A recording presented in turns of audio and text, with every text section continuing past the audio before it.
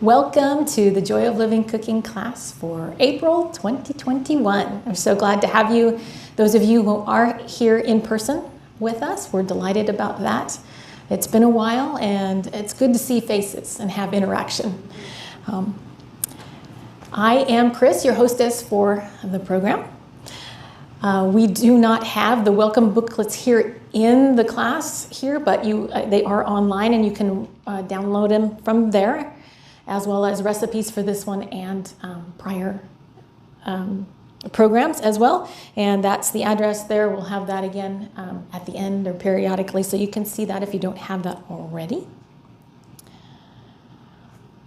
And now we'll welcome Leanne over here to do the devotional. Hello, I am so excited that you're here. When Chris said that we were meeting in person, I was like, oh, okay, that's fine. But when today came and I knew that we were going to get to look at each other face to face, I was just so excited. So I'm so glad you're here. When she said we were meeting in person, I started thinking, okay, so what am I going to talk about? And for those of you who know, since January, we've been doing it online, and I've been talking about the 8 essential lifestyle choices. And coincidentally, it happens to be also the 8 principles of health that Seventh-day Adventists have been promoting, I don't know, for 100 years. So I just think it's so cool that the secular world has gotten on board, really. So been talking about, we apply the acronym for the New Start program. So because it's so easy to remember these, it's nutrition, exercise, water, sunshine, temperance, air, rest, and trust in God. And so it's so easy to remember the 8. And so since January, I have talked a little about nutrition and a little bit about exercise and water and the requirements and necessities for it. And so I'm thinking, what should I talk about? Oh, last time I talked about sunshine and how vitamin D is essential in building up our immunities in order to fight diseases. So it's important to get sunshine. And then I've talked about rest, how if we don't have enough rest, it actually depletes our immunity system. And so it's so important to get plenty of rest. And then temperance popped into my head and I said, nah, who wants to talk about temperance? Well, temperance is easy. You know, we have mentioned that it is eliminating those things that are harmful and moderating those things are healthful. And I thought that was kind of boring, okay? And I was sitting in church this morning, and Brent was doing Sabbath school, and he had brought up a text, and so I like to do the little cross-referencing for whatever text I'm looking at, and I found a text about temperance, so I thought I'd share it with you. 1 Thessalonians 4, verse 3 and 4. For this is the will of God, even your sanctification, that you should abstain from fornication, that every one of you should know how to possess his vessel in sanctification and honor. So possessing our vessel. This is just a clay vessel, right? We've all got one. But how do we take control of our health? How do we take control of what goes in? Now, for some people, like Chris, she'll say, I know that's not good for me, so I won't do that. Well, not all of us are as wise as Chris. So to take possession of your vessel. So that means that when you're faced with those temptations, when you're faced with those things that are harmful for you, I mean, something like chocolate. Who doesn't like chocolate? Oh, don't talk. Okay. many of you can eat one M&M, right? If it's not a handful, why, it's not even worth it, right? Right? It's easy to resist, lifestyle choices, drugs and alcohol. We know those are harmful for us. Those are easy, right? We know we don't want those in our life. But what about the things we already have in our life? What about the things that are healthful? Like, our roommate makes this fabulous potato salad. So a serving of potato salad is a half a cup.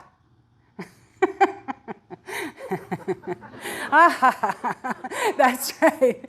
Well, if the spoon will hold a cup and a half, then it's just one spoonful, so you're still in the clear, right? Yeah. It's just little choices like that. So there's other things.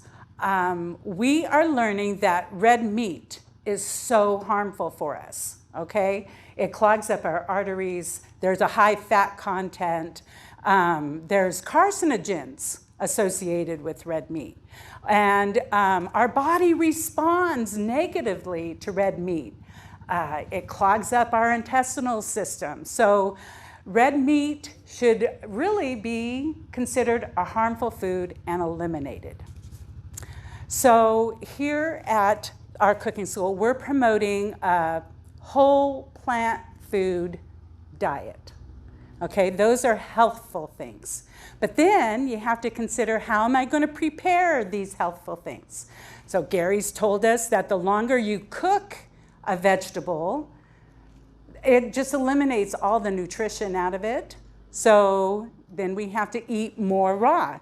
Chris tells us all the time, eat at least one raw food with every meal, right? Yeah, her mom told her mom is right, okay? Pasta's yummy, right? Once again, a half a cup. And if it's just the plain white pasta, that's an empty calorie. It's of no use to us whatsoever. So start reading your labels and start where you're at, right? We talk about that, especially with the water. We're to drink 8 to 10 glasses of water a day. If you did that the first day, you'd be sorry, okay? But if you're only drinking a cup or 2 cups a day, fill a container on the counter. Say, I think 8 to 10 glasses is a gallon. Is that right? Not quite a gallon? Half a gallon. So put the half gallon on your counter, and at the end of the day, it should be empty. So that's an easy one. Let's see. Do things that are healthful, but in moderation, and eliminate those things that are harmful. So that's temperance. Temperance doesn't sound like fun, and it doesn't sound very interesting, but it's actually maybe the most important element of the 8 essentials. Because if you're not doing the right thing, like if you're exercising, here's a good example. So I started walking. I started walking about 30 minutes. I worked up and I was walking 30 minutes a day. And then I read in the textbook that if you're only doing that one 30-minute activity a day, it's as if you've done nothing. So they recommend that you get up and you move around probably every 20 minutes and do something. So I have chosen to do 10 activities. And first I was counting making my bed. That was one activity. And unloading the dishwasher. Well, now I've moved outdoors to where it's like, okay, I'm doing a little bit of yard work, I'm trimming the rose bushes, I'm walking the dog. So I'm implementing 10 activities at least every 20 minutes throughout the day, plus the 30-minute walk.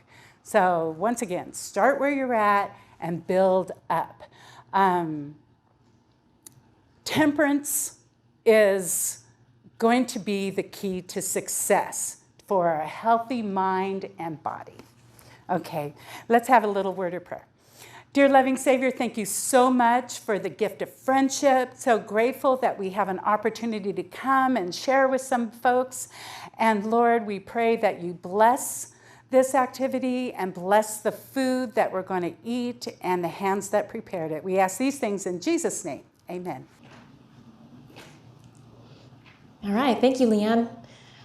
Always inspirational to know that our Creator, He made us, but He also made all these nutritious foods for us to consume and to help us take care of our bodies. And you'll notice that I have up here 3 interlocking circles. You can think of one of those circles as the body, another one as the mind, and another as the spirit. You think of taking care of them separately, but they all interlock. So when you take care of one, you're taking care of the other 2 as well. So you want to take care of everything, and that's part of the holistic approach. Body, mind, and spirit resemble siblings in a tightly knit family, distinct yet cohesive. Now, how about taking care of your mind? How do you take care of your mind? You kind of need a purpose.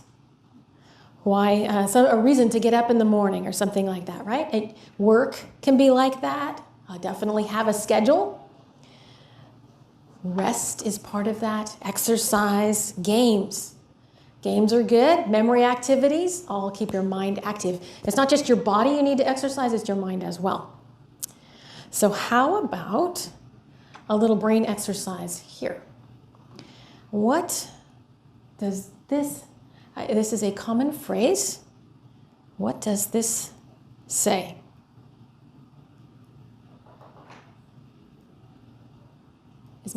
You're pointing it. Lie in our wait. Lie in wait. Correct. Lie in wait. See, lie in the middle of wait. Gotcha. All right, how about this one? Hitting below the belt. Got it. Hitting below the belt. The hitting word is below the belt word, so it's below. Yeah. Yeah. Okay, how about this one?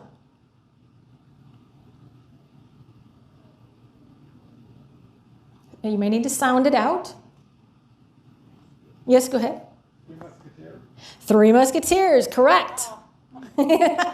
See that? Say that 3 times fast. Yeah. Right? Yeah, absolutely. Well done. Okay, how about this one?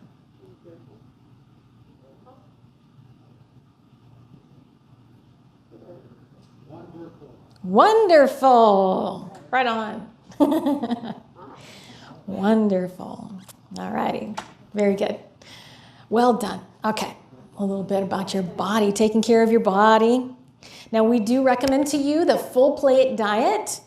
And on the welcome booklet, you can download online if you haven't picked one up from us before. The last page of that booklet, it gives you the website to go, and you can go and download a booklet for the full plate diet. And there's calculators on there and all kinds of things. So check that out. But the basic concept is to fill your plate.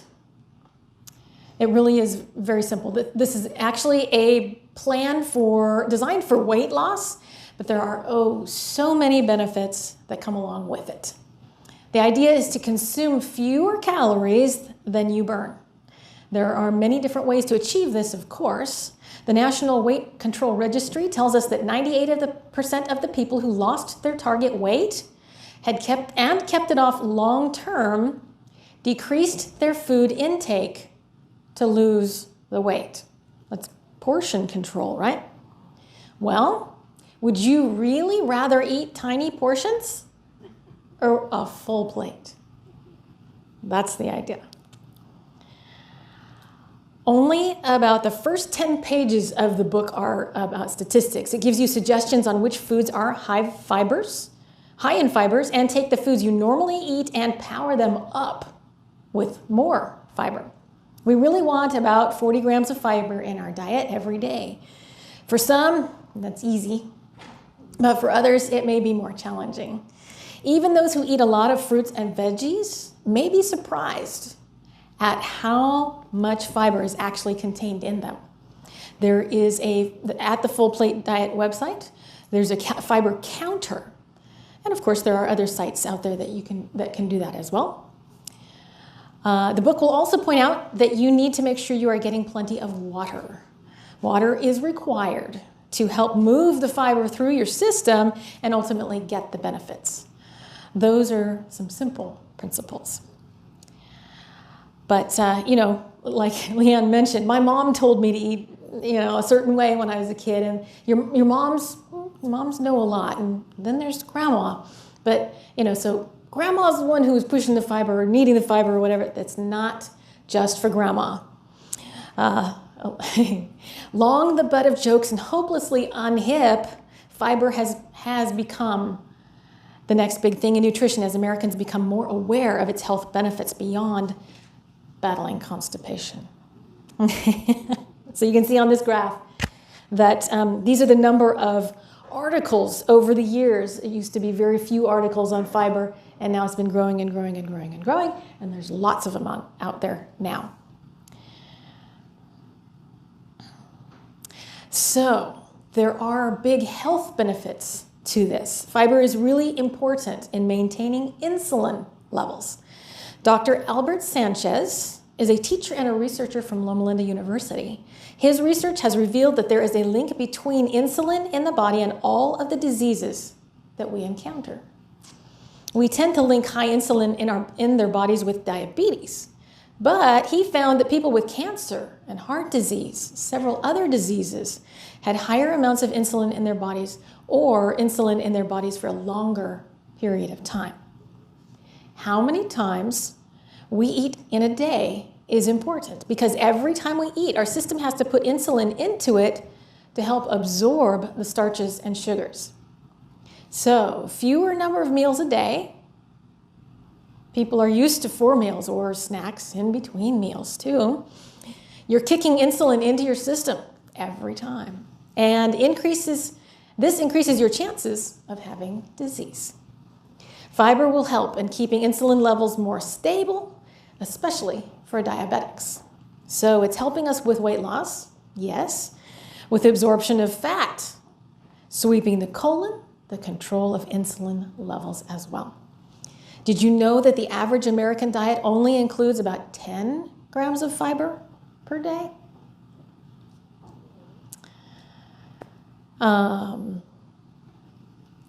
So now would be a good time to have Gary come out and show us how to do some scrambled tofu for a vegan breakfast.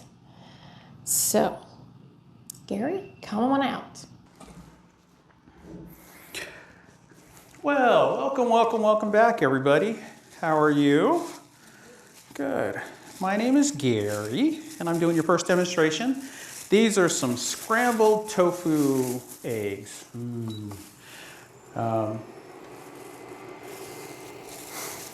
Now, our recipes for this month are looking at brunch egg type options, looking for substitutes for eggs because as strange as it is, eggs are really one of those things that scientists can never agree on. It depends on what day of the week, much less what year or decade it is you're looking at as to whether or not it's good for you or it's not good for you. Whether the proteins that it brings to the table offset the amount of fat and cholesterol that you get, and depending upon the diet of the mother chicken, if there are hormones involved. So our basic logic here is that, well, God gave us methods to get nutrition without having to go this route. So let's let the scientists debate it and let's go with something that we feel is a little bit healthier. But people still enjoy the concept of eggs for breakfast. So we're going to do a scrambled tofu to kind of give us a mimic. So we're going to start with some firm tofu. Now, when you're searching for tofu, you want to make sure you get non-GMO, non-genetically modified. Mostly because we know that that's more Whole Foods. It's more natural. There wasn't anything done to it. It's a soybean as the way it was created in the first place. Mostly because we don't know exactly what these modifications are going to do for us. So if you have an option, I suggest going that route. We're going to go ahead and preheat our pan on a medium-high heat. Take our block of tofu. Ooh, it's nice and hot. So we're going to go ahead and add that. Okay. If it starts sizzling like that, just add a little bit of water to cool it down a little bit. There we go. All right. And we're going to take something to mash it up. I think I said you can either use a fork or a potato masher. I like using a whisk because I can still keep nice big curds, big chunks. All right. We're going to go ahead and let this heat through for a couple minutes. And mostly we're trying to dry the tofu out a little bit. That cooks it slightly, changes texture, but you don't really want a whole lot of excess liquid in here. So while that is heating through, we're going to go ahead and get our other ingredients together. So in this bowl I have some plant-based milk. For this demonstration I used oat milk. That's kind of my favorite plant-based milk right now. It's creamier, it's got I like it as a mouthfeel. Soy would be appropriate because this is a soy product. I think almond would kind of change the taste a little too much. But again, if you really, really love almond milk, then hey, go for it. So I've got milk. I've got some Bragg's Aminos, which is a soy sauce substitute that we use. A couple tablespoons of nutritional yeast.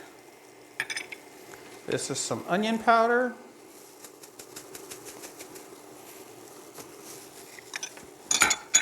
And garlic powder. And then finally turmeric. And the turmeric is really there mostly for color. It kind of gives you that ooh, boring white tofu look to a ooh, yummy egg substitute look.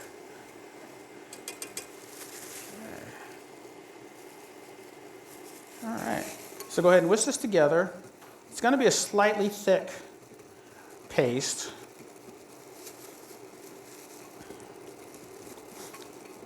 So the milk adds a little bit of creaminess. The Bragg's Amino adds kind of a mouth taste that is mimicking animal protein. The Japanese call it umami, that kind of savory flavor. Same thing with the nutritional yeast. It adds kind of a cheesy flavor that simulates the casein, which is in cheese. Turmeric for color, and garlic and onion just for flavor. All right. Okay. So,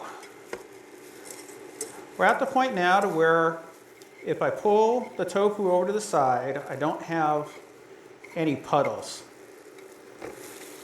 So most of the water has been evaporated, which is good. And that's our indicator that the tofu is probably cooked. So we're going to go ahead and add the flavoring. And we'll give it another stir.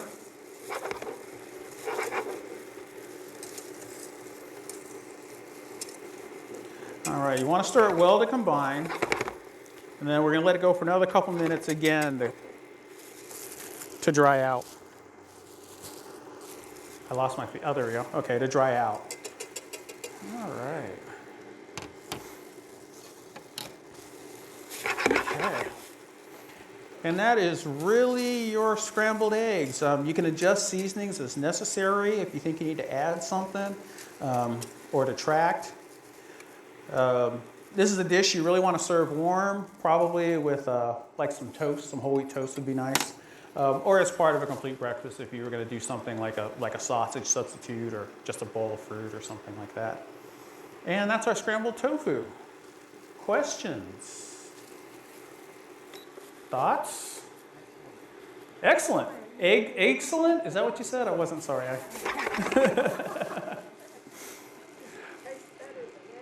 It tastes better than eggs. That's a nice compliment. No, actually, I'm sorry. The question was, or statement, you don't use any oil in the pan. There's a question on there. No, and you'll come to find that the recipes we develop, we specifically dry fry versus using oil. And so dry frying is a technique to where you really let the pan go. You get it a little bit hotter than you would using oil, because oil does bring a flavor, but really what you cook with oil for is to get your temperature even hotter so you can get nice caramelization on your foods. So we kind of offset that by cooking a little bit longer and cooking it in a dry pan that's at a higher heat. And what you'll do is you'll use a little bit of water to keep it from sticking. So as you'll see in the next recipe, I'll actually demonstrate a little bit more. You use the water, just kind of add a little bit of water, about maybe a half a teaspoon to a teaspoon at a time, just enough to get the food off.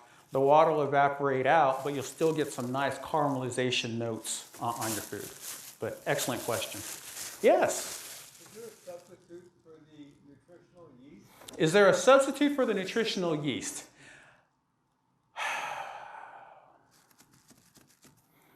I have not found anything that gives you that same kind of a cheesy kind of taste. And really, traditionally, this is kind of what they go to kind of give you a simulation of a meat or a cheesy type of texture.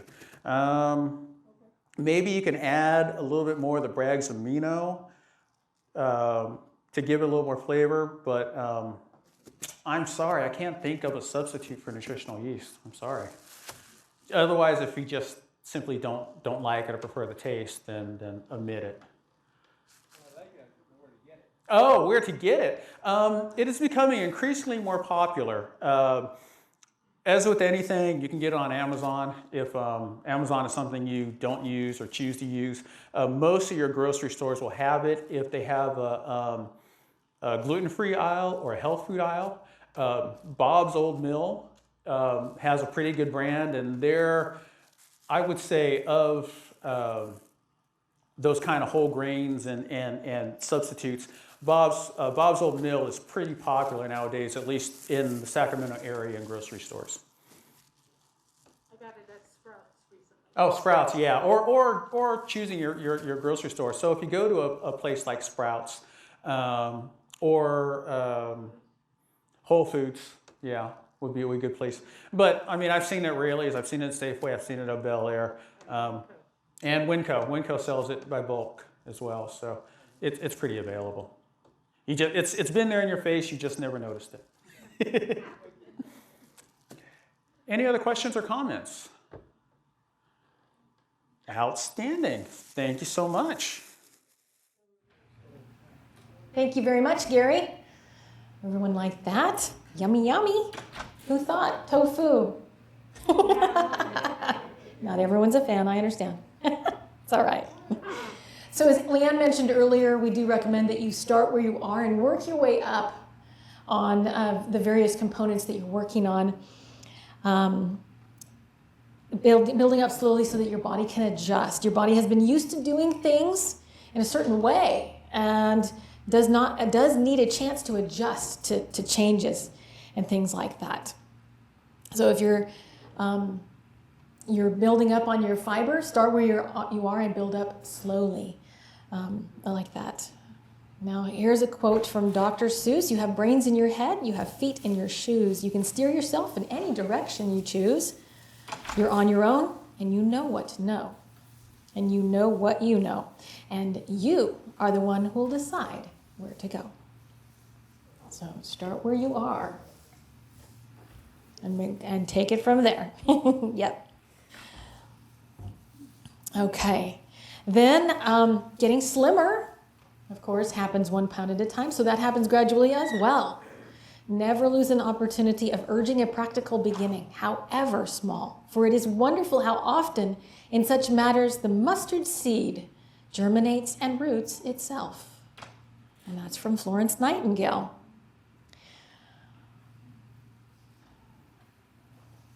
So the basic idea of the full plate diet is to fill your plate with dietary fiber, and that actually fills you up faster than the non-fibrous foods. You'll eat fewer calories when you're full. You stop eating, right? Consume fewer calories than you burn, and you will lose weight. 3 stages to this program. The stage 1, eat more fiber. Building up slowly. Drink more water to go along with it. Shoot for 6 to 8 somewhere ultimately, but work your way up. Stop eating when you no longer feel hungry. Set the fork down every once in a while. Think about if you're full or not. Stage 2, increase fiber to new levels at the beginning of your meals. Fill up on that fiber before you start with other things. Experiment with a wider variety of high fiber foods. Look around when you go into the produce department.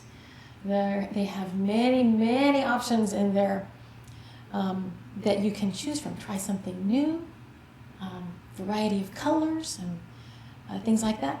And of course, drink more water as you drink, or as you eat more fiber. Stage 3, stabilize your fiber at about 40 grams per day and become a label detective. There is fiber, of course, in packaged foods as well, not just the raw produce.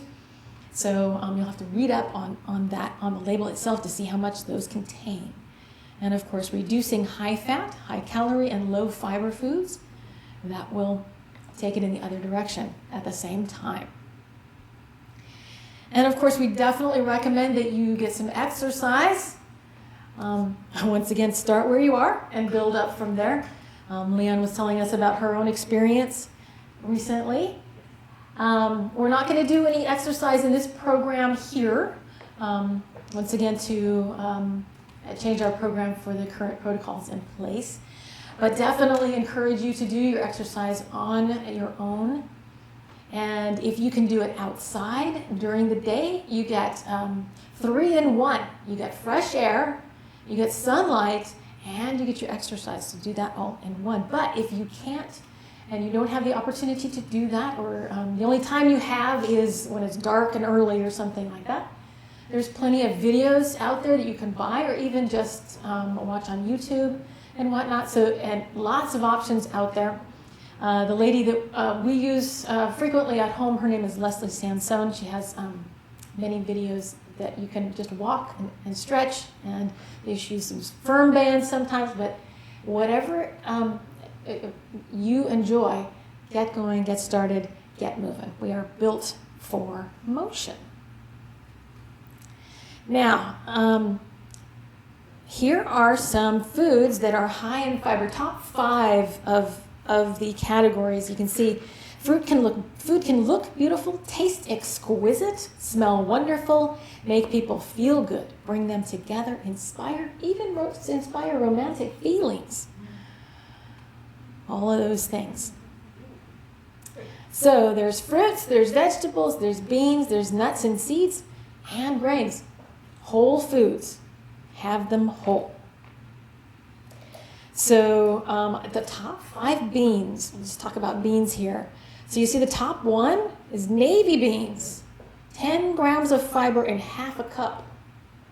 So if you're wanting to maximize your fiber in your serving size, there you go. Navy beans are right there at the top. Lentils come in second with 8 grams. Pinto beans, also 8 grams. And black beans, also 8 grams. Okay, there's a 3-way tie, I thought. But anyway, the 5th is kidney beans with 6 grams. And then, all of your beans are high in fiber. So lima beans, 7. Garbanzos, 6. Black-eyed peas, 6. Green peas, only 4. Green beans, only 2. So make your choices. If you're looking for fiber, make your choices on those according to how much you can get. All right. Are we ready for our next demonstration with Gary? What do you say? So, quiche. Does anybody know what quiche is? Anybody want to describe quiche? Egg pie. I like that. Egg pie. Yes, traditionally it is a pie, normally savory, made with eggs as a base of a custard. So it's basically all your dairy products, cream, milk, eggs, maybe some butter. Used to thicken, and then you put different things inside of it, from vegetables to proteins. So we're going to do that without eggs this time. Woo-hoo. Okay. Sorry, part of my poor time management, I thought I'd have time to wash that other pan. Okay. So the very first thing we're going to do when we start is we're going to take our extra firm tofu and we're going to cut it into fourths. And then we're going to press it to try and get some of the excess moisture out. And using this, you want to use firm tofu. And then you'll just use some paper towels, or you can use a tea towel or a dish towel. And then just put a small weight on it. Here in between two plates works perfectly. Let it sit for 5 to 7 minutes just to squeeze some of that excess liquid out. So while that's sitting there and thinking, we're going to go ahead and start working with our vegetables. Now we're going to be cooking this without oil. We do a dry frying method here, which now that I remember my speech, I kind of described last time. But the idea is to stay away from excess oil. With our recipes, we don't add oils, we don't add refined sugars, we don't add salt. A couple of reasons for that. One, while they're nutrients and while we do get nutritional value from them, these are some of the things that's very easy for us to overindulge and have negative health effects for us. The other thing is that unless you're a person where you cook 100% of your food by yourself, control everything that's going into it, if you eat anything that's canned or prepared by somebody else, you would be shocked by how much sodium, fat, and oil and sugar you're getting in those. So let them take care of giving that stuff to you. We'll go ahead and go with the healthier here. And besides, your taste buds will actually change over the years. Generally about 7 to 14 days of a modified diet, you will notice that healthy foods taste better to you. That's really one of those you got to trust me on unless you've actually done it. So. With dry frying, we want to cook a little bit hotter than we normally do. So we're letting our pan preheat quite a bit. We can see a little bit of heat wafting off of it before we add our product. So this is diced onions. And you want to hear that sizzling. That sizzling is good. Okay. Excuse my hand, sorry, that's a bad habit. I should have a spatula here. After you cook long enough, you kind of get, I don't know if your mom had those Teflon hands. My mom always had those Teflon hands where she can even grab something out of the oven and not use a hot pot. Okay. So we're going to let these go, and then we're going to go ahead and use water as our lubricant. So we'll just add a touch of water.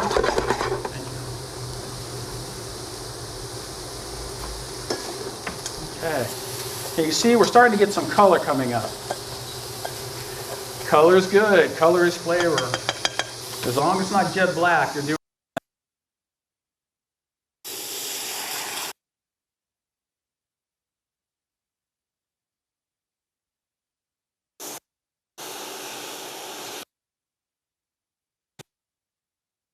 Looks.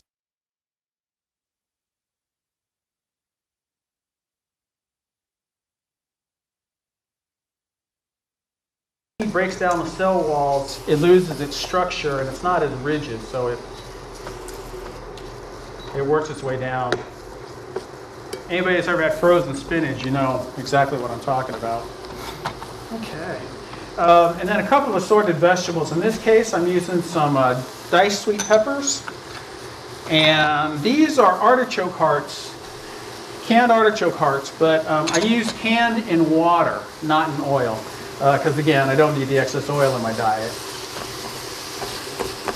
And that's just to kind of give you a different kind of flavor. I like artichokes. So these vegetables are pretty easy to cook. So it's not an issue with just putting them on the stove. But if you're going to use something like broccoli or asparagus, something really takes a long time to cook, I would suggest steaming them for about 5 minutes before going to this part. Just so that everything kind of cooks the right way and you're not getting raw broccoli.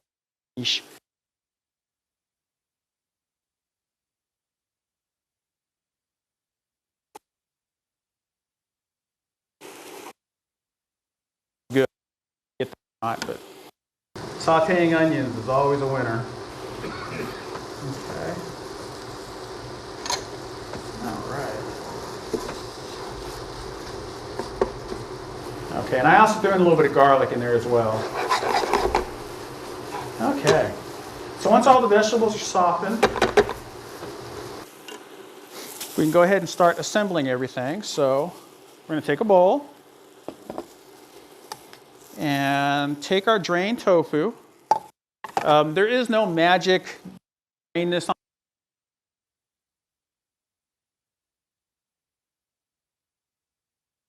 You'll be. So we're going to go ahead and add this to the bowl.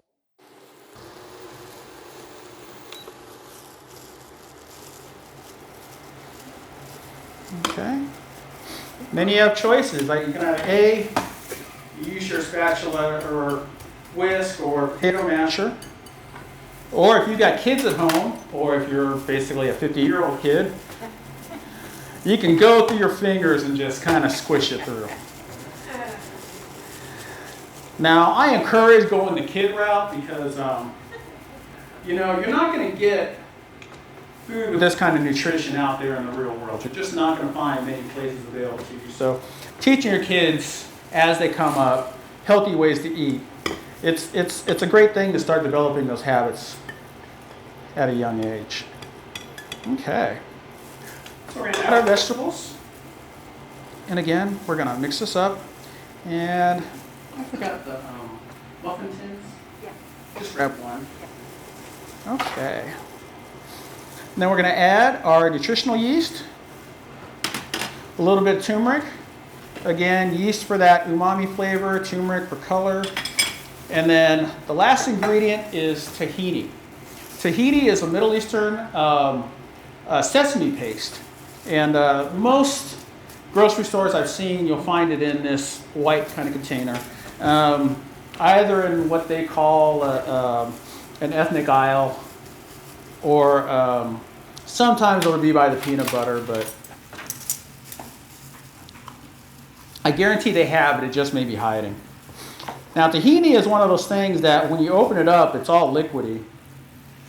And you think, okay, I can go ahead and use it. Well, you need to stir it first because it separates very easily.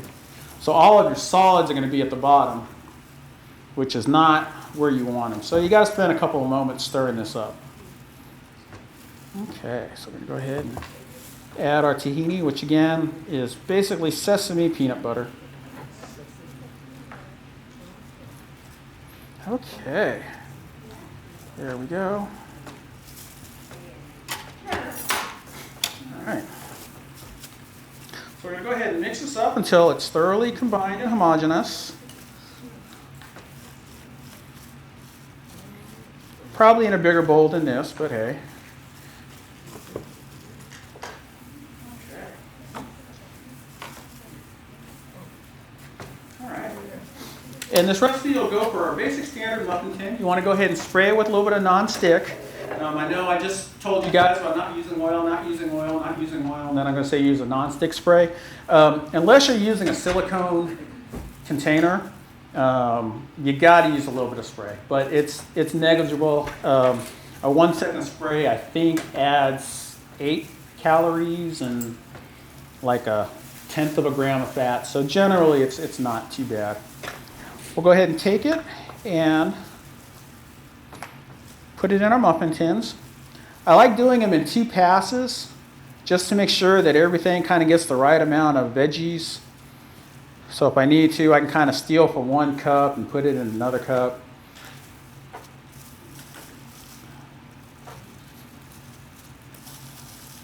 There we go. Kind of move it around. Okay. Yes? Does it have a different flavor when it's warm as opposed to cold? Does it have a different flavor when it's warm as opposed to cold?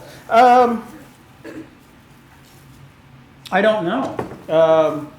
I've generally always done my quiche as a kind of a room temperature. You can serve them warm or at room temperature. I personally would prefer right out, as close to out of the oven as I could. I actually prepared these at about 4 o'clock. So, I wondered, is it not for I'm sorry? for tofu, it's not bad. For tofu, it's not bad. Wow, and she is not a tofu fan at all. That's a huge compliment. Okay, so you want to go ahead and pack this pretty tightly so they don't fall apart as part of your presentation. You'll go ahead and cook it at 375, about 25 minutes until they come out golden brown. And they kind of end up looking like this, where it's slightly brown on top. Serve it with a nice little salad. Again, I'm a fan of room temperature, but if you want to eat them hot out of the oven, that is also a winner. And you have your brunch savory quiche. Any questions? Yes, ma'am. Do you ever use flaxseed as an egg replacer, to glue stuff together like a quiche or vegan meatloaf or anything like that? So the question was, do you ever use flaxseed as a binder? So yes, as far as egg substitutes, it kind of depends on what you're doing with eggs. With these recipes, the eggs were the substance, so you're trying to really get it. But flaxseed is an excellent binder for things such as meatloafs or nut loaves or as a binder in a cake. And your recipe is pretty simple. Take a tablespoon of ground flaxseed or a tablespoon of whole chia seed. Either one will work. And add a tablespoon of water. That's generally the equivalent binding of 1 egg white. So if you have a recipe that's calling for, for 3 eggs, 3 tablespoons of flaxseed, you need to grind the flaxseed because it's hard for the water to get in through the hull to really extract the gumminess. Or chia seeds. Chia seeds really give up their sliminess. I don't know a better term for it.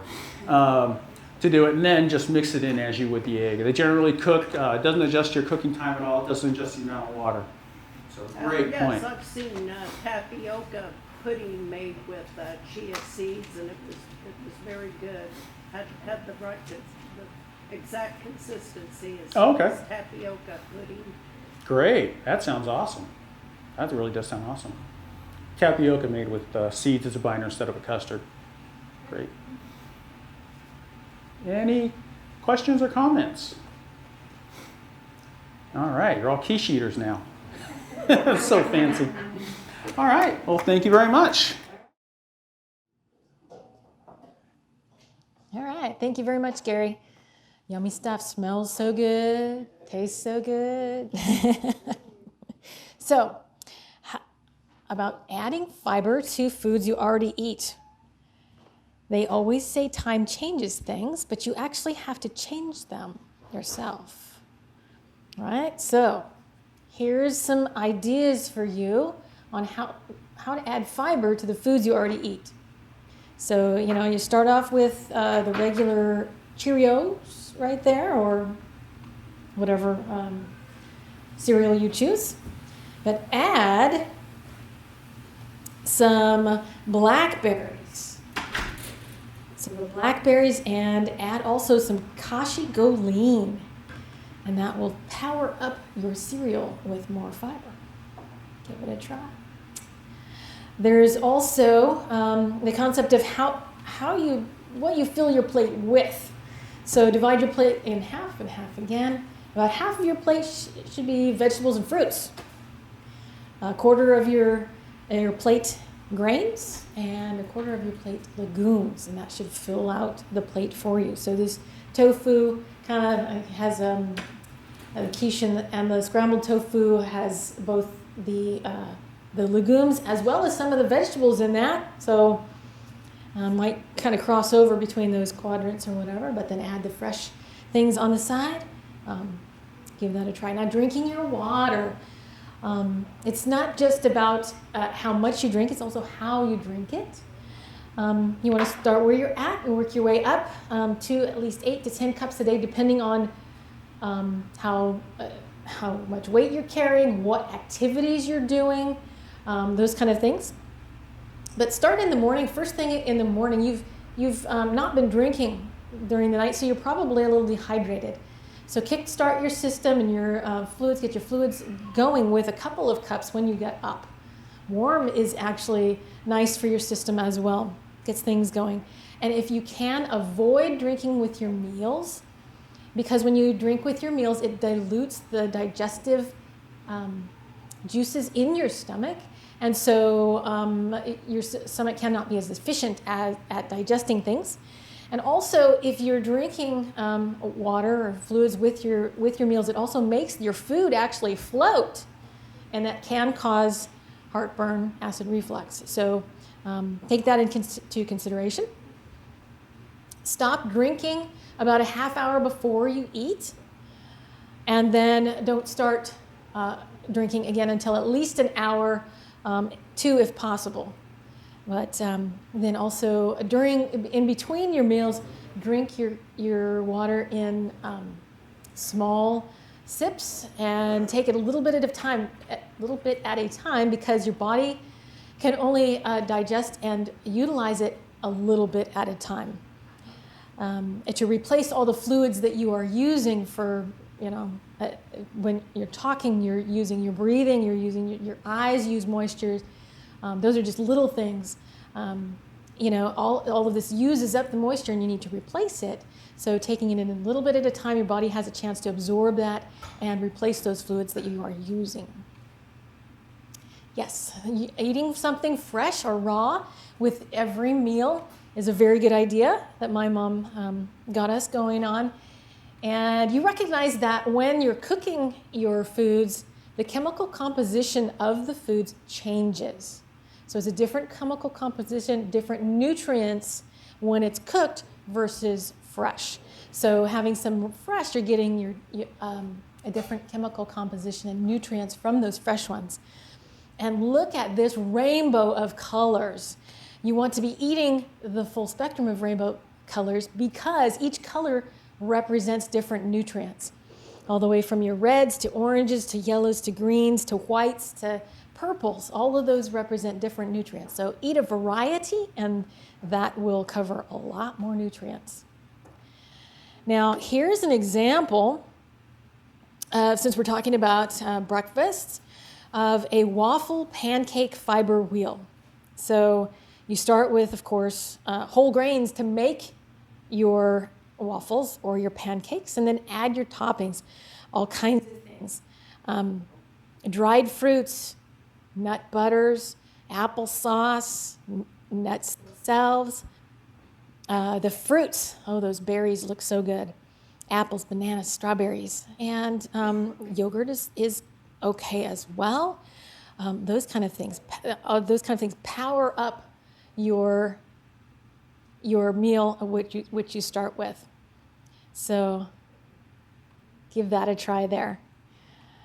Here's a smoothie fiber wheel. We're not talking about smoothies, making any smoothies tonight, but also the same concept. You start with your milk or fruit juice and add dates, cashews, almonds, berries, bananas, pineapples. And you can even add beans and things like that to your smoothies. So start, with your base recipe and then power it up with items that have more fiber. So onward. Make your choices. The most difficult thing is the decision to act. The rest is merely tenacity. The fears are paper tigers. You can do anything you decide to do. And Amelia Earhart's the one that said that. All right. So then, of course, you want to take care of your mind and body, but also your spirit. That's the third aspect. The influence of the Spirit of God is the very best medicine for disease. Heaven is all about health. And trusting in the Lord is definitely part of taking care of your spirit. Here's a little thought about finding space. A successful young attorney named Steve noticed his hectic schedule was taking a toll on his health. I was leading a very, very busy life, sometimes putting in 70-hour weeks, he explains. Every month or so, I had a pretty bad migraine. I was in my early 30s and had never had migraines before.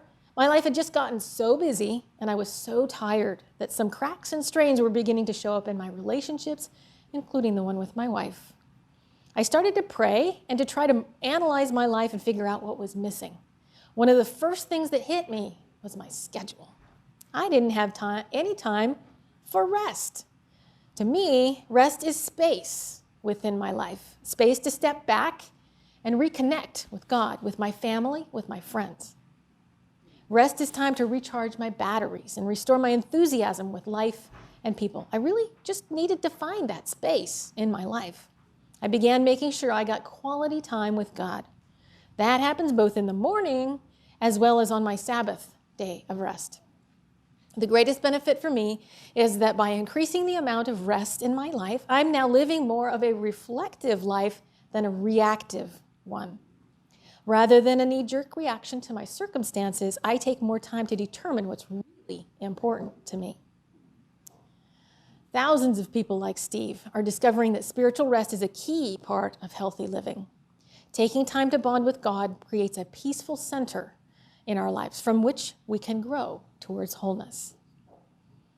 David, the king of Israel, says in Psalm 46:10, "Be still and know that I am God." Start each day off right. Spend quiet time with God first thing in the morning. You have that warm water.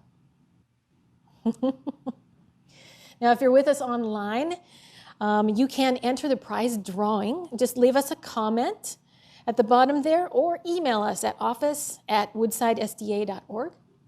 Or if there's any questions that you have or anything like that, those work for that as well. So I want to call the team out here to help us wrap things up. So coming up on this campus, in person, according to safety protocols, we do meet here Saturday mornings, 9:30, down into the sanctuary for Bible study, as well as 11 o'clock for the Divine Worship Hour. And then next month, our Joy of Living Cooking School program will be south of the border. Mexican munchies is what Gary says. So there are other happenings on this campus. If you go to woodsidesda.org, you can find out more about those. Introduce you to the team. Annie there with Sarah in her arms. And her husband, Jeremy.